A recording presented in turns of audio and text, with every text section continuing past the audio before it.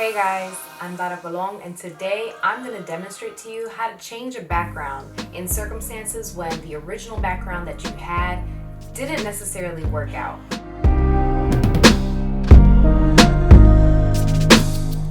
So first things first, I want to go ahead and show you some of the before and afters of the images once I went into Photoshop to change the background.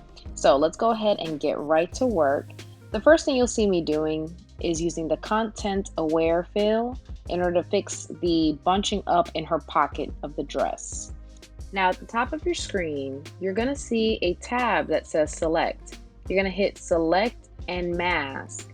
And this is going to lead you to this screen. Now what you're going to do is select the quick selection tool that you can see on the left hand side, and you're going to start selecting the people.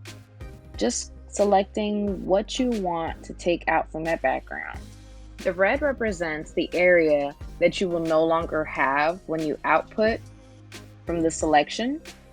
And of course, the areas that you can visibly see are what you're going to keep in the output.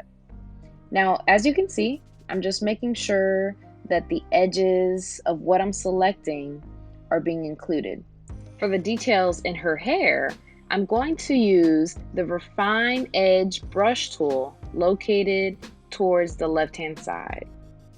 And as you can see at this point, I've made my selection using the Refine Edge brush tool. And now I'm going to output this image on a new layer with a new layer mask. Now that the background is completely gone, I'm going to go ahead and insert my new background. And I'm going to shift the layers so that it's underneath the new layer. I'm going to make a few minor adjustments to their positioning just to make it look realistic. And again, you'll see me going here into the selection just to correct some of the defined edges around her hair. Just want to make sure that we get all of that.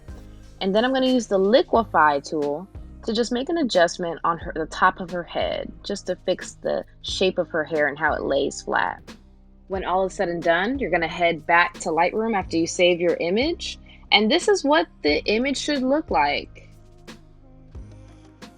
Well, I hope that this video helped somebody today. Once again, if you like this video, make sure you give it a thumbs up. And of course, if you have any recommendations or suggestions that can make the process easier for someone, make sure that you share it in the comments below. If you like this channel, make sure that you support by subscribing, and thank you so much.